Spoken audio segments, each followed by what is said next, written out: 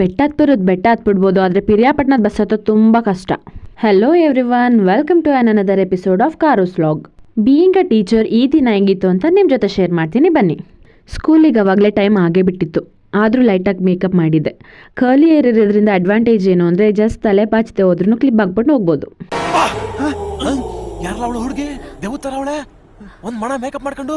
ನಾವು ಮೊದಲು ಓದುವಾಗ ನಮ್ಮ ಟೀಚರ್ಸ್ ಬಂದು ನಿಮ್ಮ ಆ್ಯಂಬಿಷನ್ ಏನು, ಗೋಲ್ ಏನು ಅಂತ ಕೇಳುವಾಗ ಟೀಚರ್ ಅಂತೂ ಆಗೋದು ಬೇಡ ಅಂತ ಅನ್ಕೋತಿದ್ದೆ, ಬೇರೆ ಏನಾದರೂ ಹೇಳ್ತಿದ್ದೆ.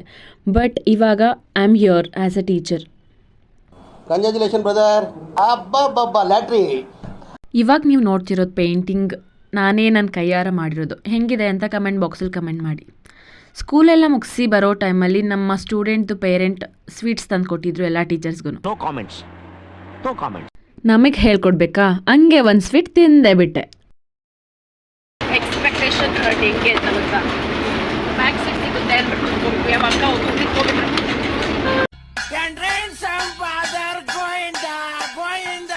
ಸೀಟ್ ಹೋದರೆ ಹೋಯ್ತು, ನಾಳೆ ಸಿಗುತ್ತೆ ಅಂತ ಅಂದ್ಕೊಂಡು ನಾವು ನೆಕ್ಸ್ಟ್ ಹೋಗಿದ್ದೆ ಮೆಡ್+ಗೆ.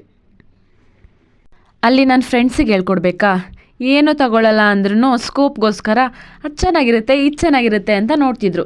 ಇನ್ನು ನಮ್ಮ ಉಮ್ಮ್ಯಾನಿಗೆ ಹೇಳ್ಕೊಡ್ಬೇಕಾ, ಇನ್ನೂ ಜಾಸ್ತಿ ಮಾಡಿದ್ರು. ಮೆಡ್+ಗೆ ಹೋಗಿದ್ವಿ, ಅಲ್ಲಿ ಒಂದು ಸ್ವಲ್ಪ ಐಟಮ್ಸ್ ಬೇಕಿತ್ತು, ತೊಗೊಂಡೆ. ಇವರು ನನಗೆ ಏನು ತೊಗೊಳ್ತಾ ಇಲ್ಲ, ಸುಮ್ಮನೆ ನೋಡೋಕೆ ಬಂದಿರೋ ಅಂತ ಮುಂಚೆ ಹೇಳಿದ್ನಲ್ಲ, ಕಾಂಪ್ಲಿಮೆಂಟ್ಗೆ ಏನಾದರೂ ಒಂದು ತೊಗೊಳ್ಳೋಣ ಅಂದ್ಬಿಟ್ಟು ಸುಮ್ಮನೆ ಇದೊಂದು ಏನಿದೆ ಶಾಂಪು ತೊಗೊಂಡಿದ್ದಾರೆ. ತೊಗೊಳಂಗಿರಲಿಲ್ಲ, ಸುಮ್ಮನೆ ಸ್ಕೋಪ್ಗೆ ಬೇಕು ಅಂದ್ಬಿಟ್ಟು ತೊಗೊಂಡಿರೋದು. ನೆಕ್ಸ್ಟ್ ಇನ್ನೊಬ್ರು ಇದ್ದಾರೆ, ಅವ್ರನ್ನ ತೋರಿಸ್ತೀನಿ ತಡಿ. ಅದು ತಗೊಳ್ಳಿ ಅಂತ ಹೇಳೋದು, ಸುಮ್ಮನೆ ನಡ್ಕೊಂಡು ಮುಂದೆ ಹೋಗ್ಬಿಡೋದು. ಇವ್ರು ಬರೀ ಡೌಗಳು, ಡೌರಾಣಿ. ನಾವೆಲ್ಲ ಅವಾಗಲೇ ಹಂಗೆ, ಇವಾಗ ಕೇಳಬೇಕಾ? ನೀವೆಲ್ಲ ಫ್ರೆಂಡ್ಸು. ಸ್ಕೂಲಿಂದ ಮನೆಗೆ ಬರೋಷ್ಟರಲ್ಲಿ ಇಷ್ಟೊಂದು ಡ್ರಾಮಾ ನಡೀತು. ಲಾಸ್ಟಿಗೆ ಬಾಯ್ ಹೇಳ್ಬಿಟ್ಟು ಹೋದ್ರು. ಇದನ್ನೆಲ್ಲ ಕಣ್ಣಿಂದ ನೋಡಿ ಕಂಗಾಲ ಆಗ್ಬಿಟ್ಟಿದ್ದೀನಿ. ನೆಕ್ಸ್ಟ್ ನಮ್ಮ ಬೀದಿ ನಾಯಿ ನನ್ನೇ ಗುರಾಯಿಸ್ತಾ ನೋಡ್ತಿತ್ತು.